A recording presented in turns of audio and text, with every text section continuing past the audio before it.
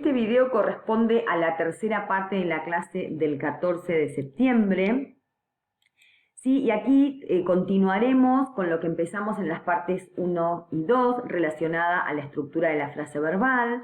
¿Sí? Dijimos que el verbo principal siempre se ubica al final del segmento y expresa la acción que ocurre, como por ejemplo los verbos ocurrir, manifestar, ofrecer, vivir, trabajar, etc.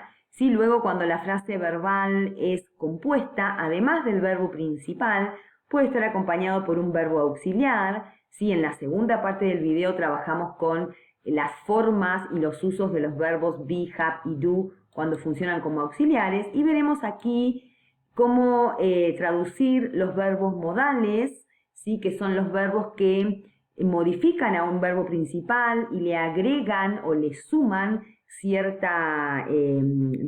cierto significado. Can y could hablan de posibilidad, may habla también de posibilidad, must de obligación, should de recomendación, will es un verbo modal que a veces se considera auxiliar y que indica que el verbo está en futuro o que la acción está en futuro. Would es un verbo modal que se utiliza para expresar algo que es condicional. Bueno, y ahora los vamos a ver entonces uno por uno. Entonces, verbos modales. Tenemos algunos verbos modales que indican o dan la idea de una recomendación, como es el caso de la frase verbal should focus, que tiene un verbo principal, que es el que se ubica al final, enfocar, centrar, y tiene un verbo modal, el verbo should, que indica una recomendación y que se traduce como el verbo debería. Si entonces, research should focus on older adults with multiple chronic illnesses, la investigación debería centrarse, debería enfocarse en los adultos mayores con múltiples enfermedades crónicas. Sí, tenemos también algunos verbos modales que indican obligación, como por ejemplo must, que acompaña en este caso, en esta frase verbal, must, acompaña el verbo principal invest, es decir, invertir. We must invest in geriatric nursing. Debemos, nosotros, podemos traducirlo o no, nosotros debemos invertir, es decir, tenemos la obligación, debemos invertir en enfermería geriátrica. Sí, también tenemos aquí un ejemplo donde dice we must pay, esta es la frase verbal, special attention to our roles in supporting family members. En la frase verbal must pay, el verbo principal, como siempre, se ubica al final del segmento, pagar, y está modificado por el verbo modal must, que indica obligación. Nuevamente, nosotros debemos prestar especial atención porque aquí pay no se traduce como pagar, sino como prestar, dado que es parte de una colocación. Pay special attention, prestar especial atención. Debemos prestar especial atención a nuestros roles en el apoyo a miembros de la familia. Sí, tenemos también verbos modales que indican posibilidad, como es el caso de can. En esta frase verbal, can influence. Can es un verbo modal que indica posibilidad. E influence es el verbo principal, influir o influir. Interpersonal interactions can influence older adults' quality of life. Las interacciones interpersonales pueden influir en la calidad de vida de los adultos mayores. Sí, otro ejemplo de verbo modal de posibilidad es may, como en esta frase verbal may require, donde require o requerir es el verbo principal y may es un verbo modal que indica posibilidad y por lo tanto se traduce también, al igual que can, como poder. Sí, entonces, a patient may require frequent assessments. Un paciente puede requerir una evaluación o valoración frecuente.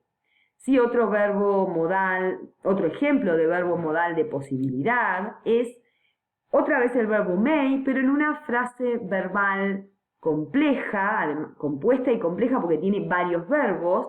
Fíjense esta frase, nurses may have been working with other patients. La frase verbal tiene 4 elementos. Siempre el verbo principal se ubica al final. Working es el verbo trabajar.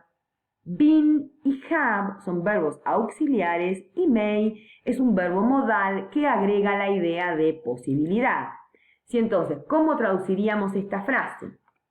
Las enfermeras pueden haber tenido, o en este caso queda mejor, estado, trabajando, endo, porque este es un verbo en gerundio, con otros pacientes. Las enfermeras pueden haber estado trabajando con otros pacientes, ¿sí? De a poco vamos a ir construyendo las frases verbales, analizando la estructura y la forma de cada verbo para traducirlo en el tiempo verbal correcto, ¿sí? Entonces veamos aquí otro ejemplo también de verbo modal que indica posibilidad. Si es el modal could, you could engage with patients in a more equal way, donde could es un verbo modal de posibilidad e engage es el verbo principal que se traduce como comprometerse o relacionarse. Entonces aquí es usted podría, si el verbo modal could suele traducirse como podría en vez de puede, que es can y may. Usted podría relacionarse, comprometerse con los pacientes de una manera más equitativa.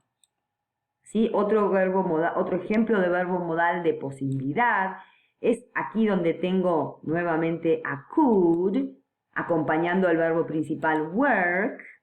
¿Sí? Aquí entonces, in the past, nurses could only work in hospitals. ¿Sí? Debemos considerar, como ya nos apareció en algunos ejemplos anteriores, que la frase verbal puede estar, entre comillas, interrumpida por un adverbio, ¿sí? De modo, only, solamente, ¿sí? Y que si bien queda dentro de la frase verbal en el análisis, no es un verbo. Sí, aquí los verbos son el modal could, que indica posibilidad, y work, que indica verbo principal.